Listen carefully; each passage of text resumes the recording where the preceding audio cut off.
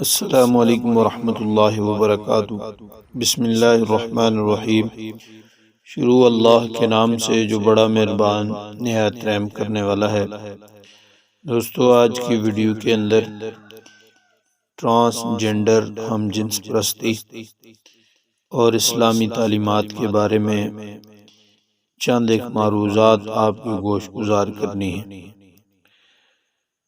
Transgender میں ہم جنس پرستی کا چور دروازہ 2018 میں خواجہ سراؤں کے حقوق کی آڑ میں اسمبلی یا سینٹ میں ایک بل پیش کیا گیا تھا جسے ٹرانسجنڈر ایکٹ کہا جاتا ہے، لیکن اس میں بڑی ہوشیاری سے ہم جنس پرستی کو دیگر ممالک برطانیہ، برازیل، کینیڈا، امریکہ کی طرح قانونی شکل دینے کی کوشش کی گئی۔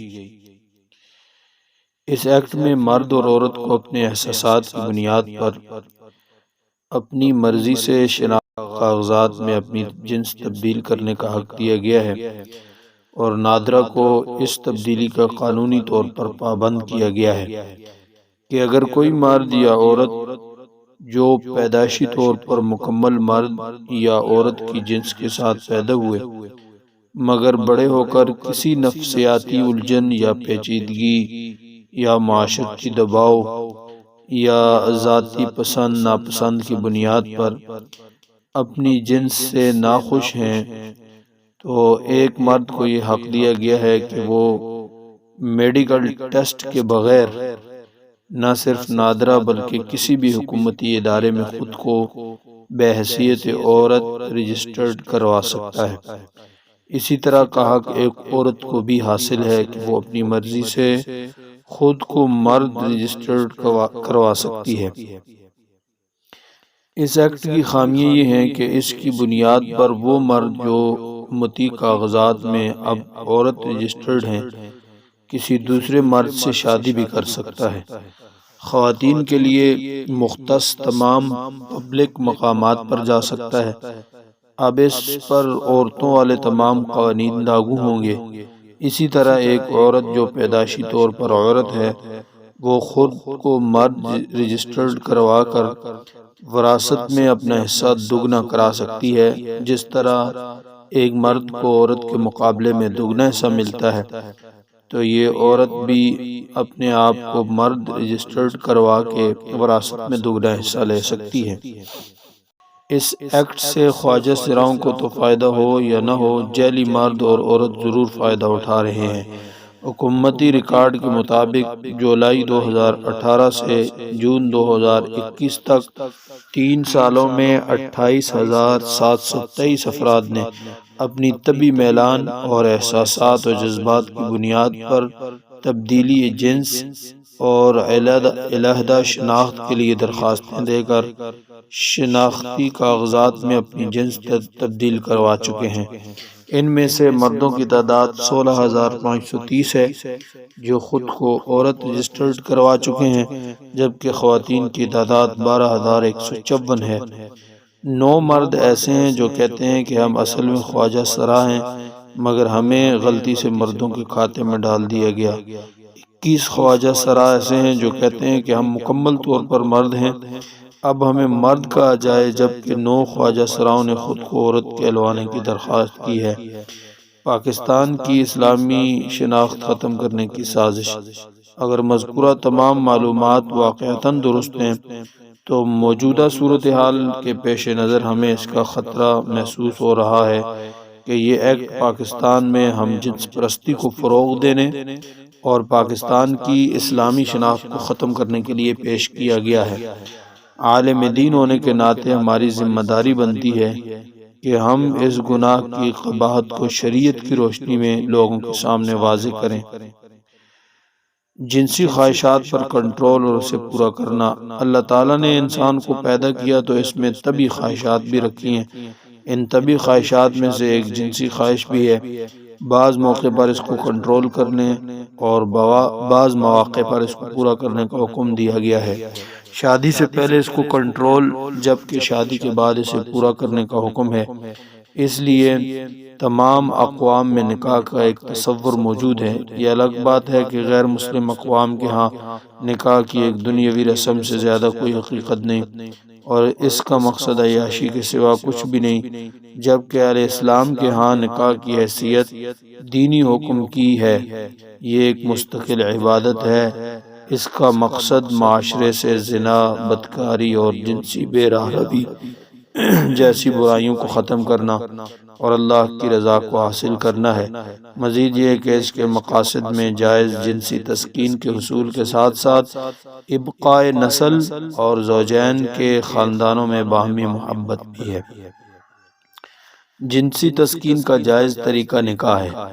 قرآن کریم میں اللہ جل جلالہ نے سورہ روم آیت نمبر 21 میں ارشاد فرمایا، اور اس کی قدرت کی نشانیوں میں سے ایک نشانی یہ بھی ہے کہ اس نے تمہارے لیے تم ہی میں سے بیویاں پیدا کی تاکہ تم ان کے پاس جا کر سکون حاصل کرو، اور تمہارے درمیان محبت اور رحمت کے جذبات رکھ دیے۔ یقیناً اس میں ان لوگوں کے لیے بڑی نشانیاں ہیں جو غور و فکر سے کام لیتے ہیں۔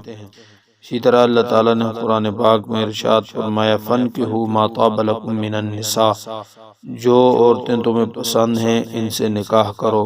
گویا قرآن نے نکاح کرنے کا حکم دیا، اور نکاح بھی عورت کے ساتھ کرنے کا حکم دیا۔